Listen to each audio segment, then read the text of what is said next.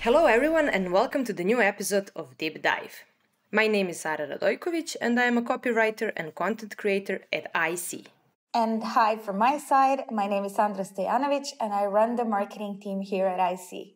Now, welcome to the episode that will basically have a small task of summarizing the entire year of 2023.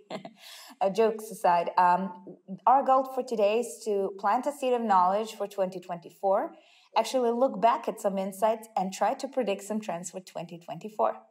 Yes, exactly. But before we start, I have to ask you, how do you feel about the fact that this is our last episode this year?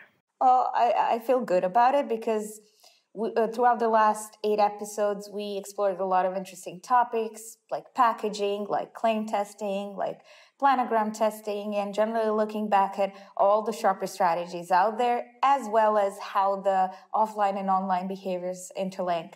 We've exchanged a lot of knowledge, and we had the opportunity to host some of the most amazing guests from the industry. But to be honest, it still feels like we've barely scratched the surface of the insights. Yeah, quite true. I mean, we did a deep dive into consumer behavior from all kinds of different angles, but there is still and always is so much to research. Okay, well, so before we get into the official part of the episode, where we will plant some inside seeds for the coming year's growth, as you said, let's take a quick look back at the year that has passed us by, just, briefly mapping the important things that happened. As you said, we are still recovering from the pandemic, and even though we hoped that things will get easier, several wars occurred, and that made everything even more difficult because of the distribution of products, because of the pricing. It's like more challenges are still here, and it looks like they're piling up.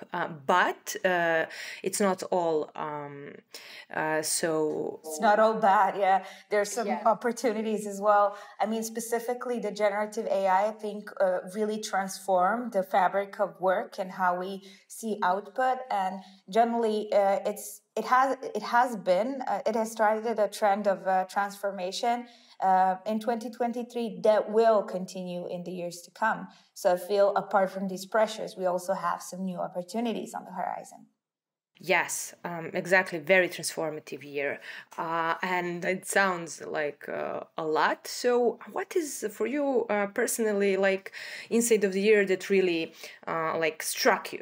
First that comes to mind.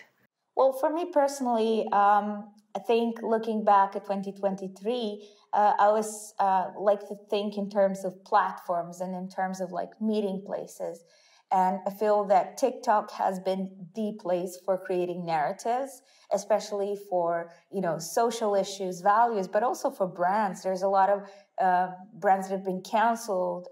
This is a place where the consumers feel most directly connected to brands nowadays, it feels to me. So even though TikTok emerged during the pandemic, I feel it really came to its full power now in 2023, and it really shaped many narratives. That's my highlight for sure.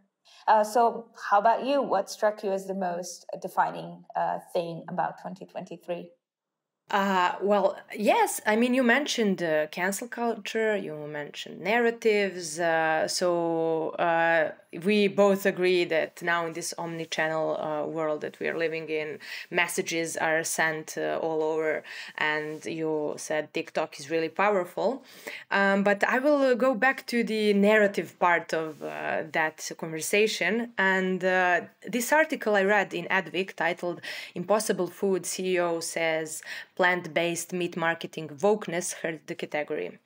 At first it sounded a bit strange, almost contradictory, but as I kept reading more and thinking about it, it started to make sense to me. So I will just skip to the quote and quote the McGuinness. He said the way to get meat eaters to actually buy your product is not to piss them off, pardon my French, it's his words, vilify them, insult them, and judge them. We need to go from insulting to inviting, which is a hell of a journey. And I must say that all of this may sound harsh, but what I see, what I feel as powerfully true is that the key to success on whatever platform you are is indeed to be inviting, consumer-centric, and solution-based when crafting selling points, even if we're talking about plant-based meat. So it's important to remember that eco, green, sustainable products are still in their early stages of development, and they're suffering from like very baby-like behaviors like egocentrism. So loads of paradoxes are still present in the industry, especially in, say, fast fashion. That's the first thing that comes to my mind. However, there are brands and campaigns with a level of sophistication and advanced commercialization strategies. So in 2023 specifically, we've ended up with some products that are more affordable and better for our well-being and sustainable. Okay, so now we can proceed further and present our listeners with our first seeding of important insight from the meta study we conducted about pre and post pandemic consumer behavior. EyeSee's Senior Business Development Director Cliff Kane and Stevan Ivanovic, database admin and data expert, were part of the Green Book webinar where they delved deeper into it. So let's hear it. The world has gone through quite a few disruptions over the last 3 years, but how has that affected the consumer? To answer this, we turn to Stevan Ivanovic, database admin and data expert at EyeSee, who just completed going through well over 250 EyeSee pack tests that were carried out after the pandemic ended. Thanks, Cliff. After weeks of looking at charts and piles of data, it feels great to finally talk to someone again. Jokes aside, this was a major endeavor. My team and I realized we were sitting on massive amounts of insights that prove consumer behavior is shifting. I can imagine. How do you go about conducting the meta-analysis? On the sample of 250 pack studies in the FMCG category spread over 4 geographies, US, Europe, APAC, and Latin America, we have analyzed how consumers behaved in front of the shelf, how they navigated individual packs, and how their opinion changed. Since our focus was to map shifting shopper behaviors, the data was grouped into pre-pandemic, 2018 and 19, and post-pandemic, and all subsequent events, 2020 to 22, and eventually compared. Well, I would assume inflationary pressures had a lot of impact on the post-pandemic shopping decisions. What was the most surprising thing you found? They do indeed. The first thing that stood out to me was that shopping has significantly decreased globally. People are simply buying fewer products now than before. Looking in more detail, and somewhat surprisingly, we see that the food categories within FMCG have suffered the most recent financial crises. Both consideration and penetration rates decreased more than double. Simply put, fewer people are buying fewer products and competition on the shelf is fiercer. Interesting. So the penetration is down, but how do shoppers look at the shelf? Do they analyze it more thoroughly to find exactly what they're looking for? It appears not. Exploratory behavior has also decreased, and individual SKUs and brands are appearing to be seen less on the shelf. Shoppers appear to spend more time trying to find the exact product they're intended on buying and less exploring other options. Also, their time and attention are directed to analyzing the price, making sure to get the best deal for their money. Worth noting that these changes in behavior are subconscious. On a declarative level, when directly asked, shoppers evaluate products as likable and desirable as ever before, if not even more. Pack navigation also showed some changes. Instead of carefully browsing claims, images, and other elements, shoppers are increasingly focusing on the brand name, who had its visibility increased by 30%. So, Sandra, with these insights in mind, what do you think about the behavior prediction for the 2024 trend of consumer value hackers? They're a population that tries to reduce spending without compromising quality, and they're getting crafty to make this happen.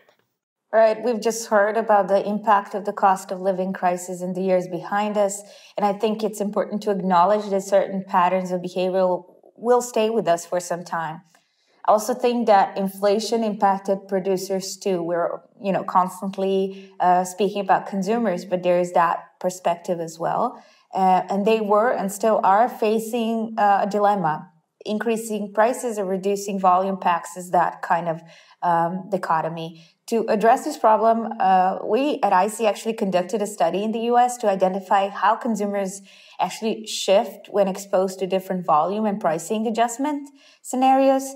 And those you can check at EyeSee's blog in more detail, or like request in the comments. But to sum up the key points, depending on the product and the category, people form different subconscious thresholds that our implicit research actually revealed. So producers can only increase prices up to a point. For example, when prices skyrocketed in 2021 and 2022, the consumers were desensitized. This year, however, in the scenarios when the price was increased by another 25% on top of the already high price, data showed that consumers walked away from the category at this point. Yes, or they switched to a private label brand, and that reminded me of a piece of conversation Cliff Kane again had with Oksana Sobol, insight lead from Clorox, about the importance of context for category leadership that is linked to this switch that happened. So let's hear what they have to say about it. We're all trying to adopt that attitude regarding the cost of living crisis in many different ways. I recently read an article about private label with some interesting statistics. As inflation and higher prices have impacted consumers, 73% of people have acquired a taste for private label brands and plan to keep buying them even as the economy improves.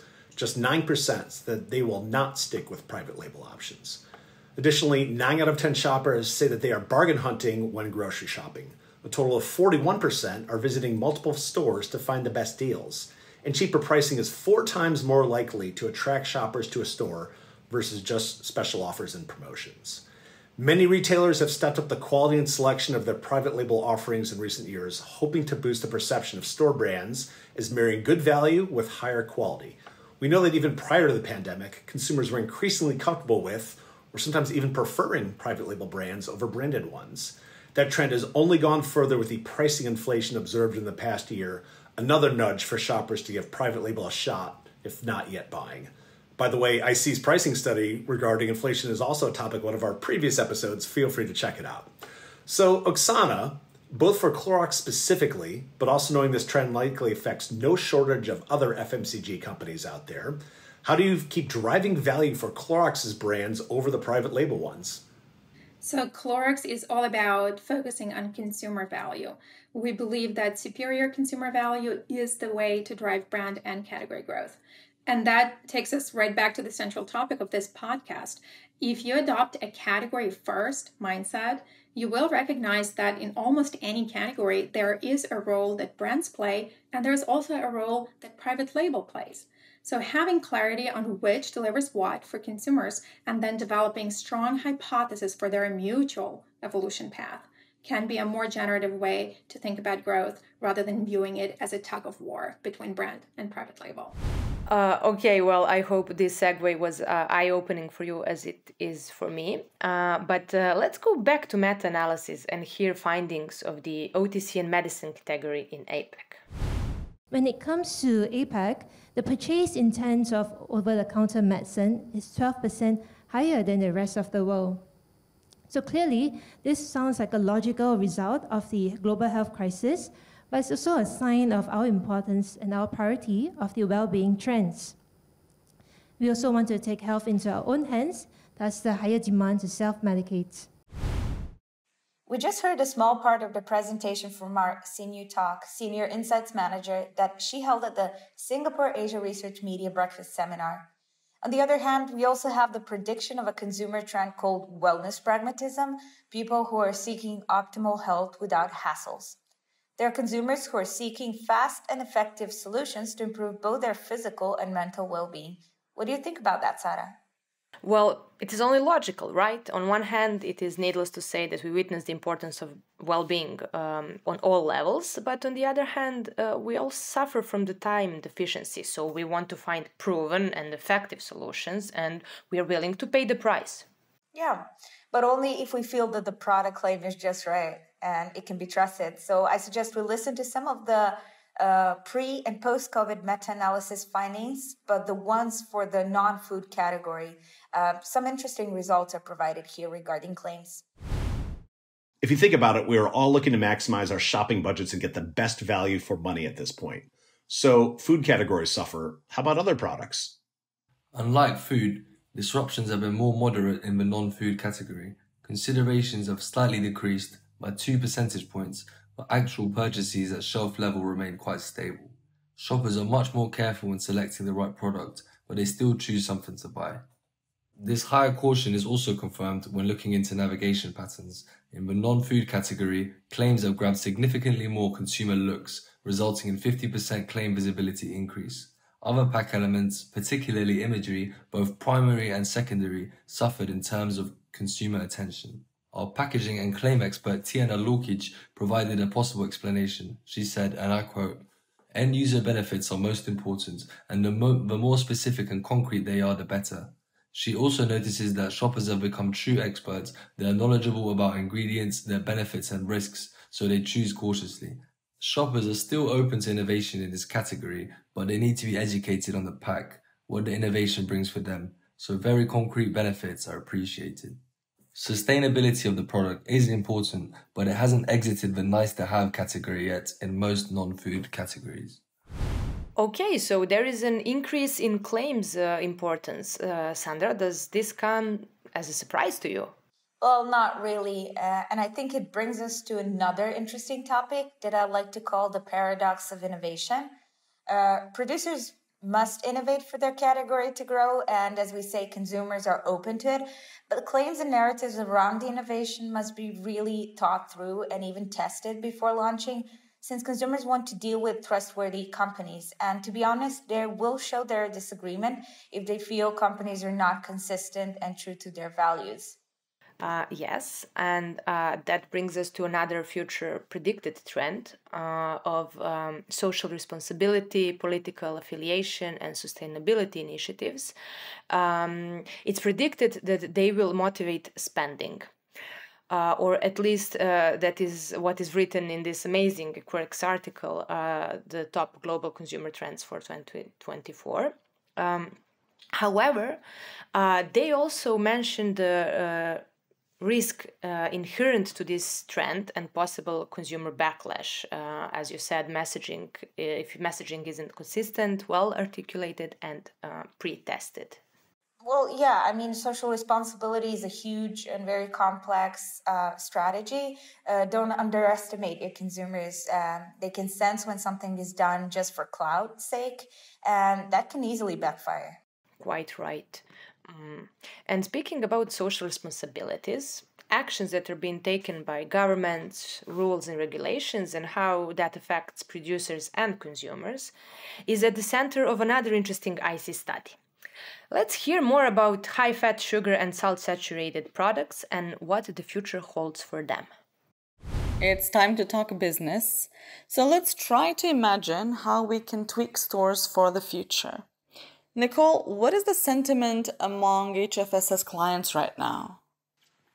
When they were first rolled out as a plan, I can honestly say that most manufacturers with HFSS products went into a bit of a panic mode, and the main thing that they were thinking was damage control and reformulation. However, with some of these restrictions being postponed, there are more productive conversations going on with the retailers. So things like restructuring of portfolios, new planogram opportunities, and so on. Yet, interestingly enough, currently there seems to be little research on this topic.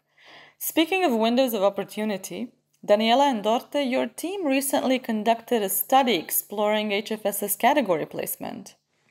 Yes, about a month ago we did a behavioral study with around 1,000 respondents looking into how product windows and different placements impact visibility and ultimately sales. We tested 2 locations of the product windows with snacks, one at the end of the aisle and the second at a central position. Then we compared those to a situation with no product windows, which is basically our current situation. The tests included 2 common snacking categories, chocolate and salty snacks.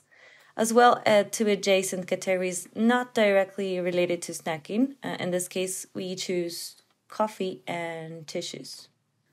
Now, for all the visual types out there like myself, I would just like to interject here and remind our audience that anyone can request the full study breakdown at info@eyesee-research.com.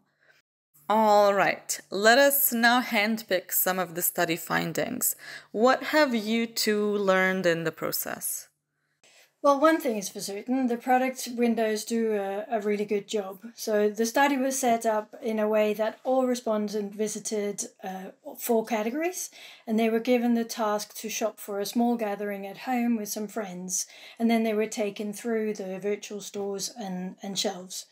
So using webcam-based eye tracking, we found that, for example, in the tissues aisle, all respondents noticed the window, or almost all, regardless of the position, because it's prominent, it stands out because of the unusual placements of snacks, and there's kind of a surprise factor, you could say.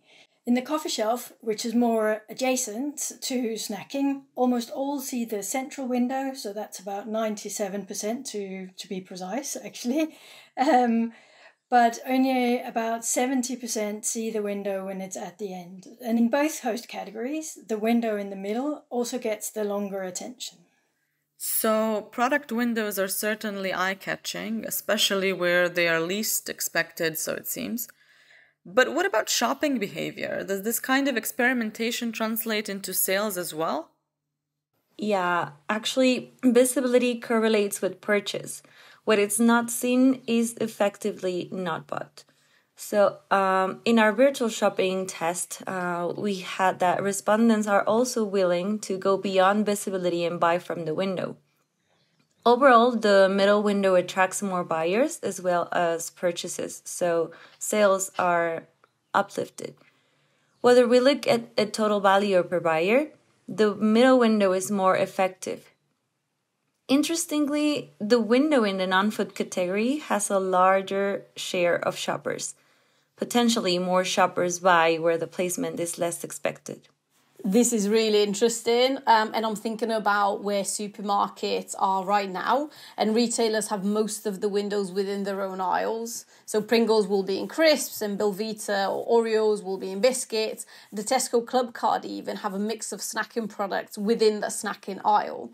And Waitrose are the only ones that are offering a mix of products outside of the aisles, and I've seen snacks inside those windows. Yeah, that's exactly why we tested what we did in this study. So if we look at our research, the category overall benefits when the sales from both the window and the main aisles are combined. We tested it without any discounts or special offers, and we obviously think that if there is discounts or special offers, you can just imagine the effect that would have with the promotions that are allowed, of course. Interesting. What further HFSS-related research would you suggest conducting? Going beyond UK regulations, there are different strategies to encourage well-being and healthier options. As a Mexican, I remember when the local government rolled out food warning label regulation in 2020. So the impact of labels and claims, which was mentioned by respondents in the EyeSee study we just talked about, is worth exploring deeper. I would also advise brands to consider HFSS requirements when they make e-commerce optimizations. This channel in e-commerce is also, is obviously also affected by the HFSS regulations.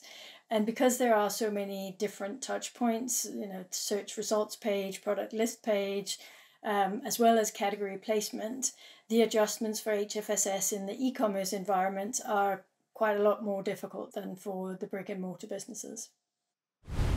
Okay, Sarah, I believe it's time for us not to be so serious anymore. So I have to ask you the following. How far would you go for your favorite sweets? Far. I'm not sure if we should open that topic here and now, or there is a risk of turning this podcast episode into a cakes and pastries recipe video, Right, you're right. But We also mustn't forget that besides everything we said, you and I, just like any other consumer, and I believe our listeners also need some outlet, some entertainment and fun in our lives. That type of content can also be smart and highly educational. So you think we should turn this podcast into a cooking show then? Well, something close to that. I feel at this point it would be great to close this part with a more elaborate talk about TikTok. I've already mentioned its impact, and it's the fastest growing social media platform. Um, Incidentally, we've just wrapped up a huge global study that yielded insights and recommendations for creatives. So let's put some fun in the mix. Let's actually introduce some TikTok insights at this point. There's no doubt that during the COVID pandemic, the way we interacted with social media has changed significantly. We spend a lot more time socially isolated at our homes without having connection or engagement that we needed. And TikTok during the pandemic has experienced a remarkable growth. And even following the pandemic, our habits of using TikTok remain strong. And the app itself enjoys one of the biggest user retention globally. And with this TikTok's strong emotional engagement and promising sales impact, obviously more and more businesses have turned to this platform to reach their audience. Therefore, it has become increasingly important to understand what makes one creative effective in that environment and how the creative can resonate with the consumers better. And by the end of this presentation, you will get a pretty good grasp of what makes one creative effective in a dynamic environment of TikTok.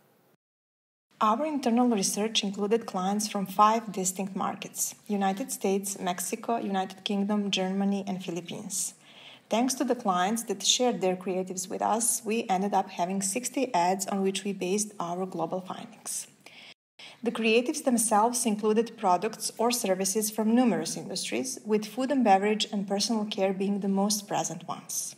The total sample consisted of 7,280 respondents, whose behavior we monitored during their browsing through a replica of TikTok environment on our proprietary platform. Our respondents were regular users of TikTok, visiting and using app at least a few times a month, and past 6 months buyers of advertised category, aged 18 to 55 years. And now we can proceed to our global findings and learnings. So the creatives that we tested in this study were successful in holding the audience interest in a dynamic, short attention span environment of TikTok. The majority of people saw at least the opening 3 seconds of the video, and over half of the advertised material was seen on average. The tested ads were generally regarded as very likable, and almost 1 in 4 viewers experienced at least one emotional reaction while watching the ad. So therefore, there is a huge untapped potential when it comes to promoted content on TikTok environment. Regarding the particular differences in audience behavior between markets, it is evident that respondents from Mexico and Philippines are more engaged by promoted content, and that their overall evaluation of ads is more favorable, which is reflected in higher scores. Multiple studies that we conducted in past on similar topics have shown the same pattern. We will now move on to particular learnings about advertising performance. These 2 graphs illustrate how shorter ads ensure that more viewers stay till the end. That's completion rate. And consequently, that greater portion of ad will be seen. That is retention.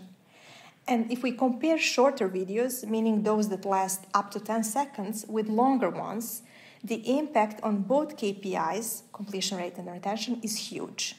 Shorter creatives have 71% higher chance to be seen in their entirety, and 42% more content is seen for shorter ads. Closely linked to this is brand memorability, because people can't remember what they haven't seen. Hence, shorter ads increase brand recall by 15% compared to the longer ones. Aside from holding the audience attention better, shorter ads are also more liked by viewers, to be exact, 38% more. Now that we have established an indirect relationship between brand memorability and the length of the ad, let's examine what specific features of the video may ensure a higher level of brand recall. Creatives in which brand is present throughout the whole video, either through logo or via product with clearly visible brand name, increase brand recall by 30%. Ads that feature CPG products have 32% higher chance to be remembered. And just as a reminder, under CPG industry, here we had food and beverage, personal care, and household supplies categories. Yes, unfortunately, it is time to say goodbye. For now, and only for this year. If you enjoyed this conversation and you haven't already, do follow us on YouTube and subscribe to EyeSee Deep Dive on Spotify. In the meantime, join the discussion and share your impressions. Reach out to us with questions or suggest topics. We would love that. See you around for the upcoming episodes.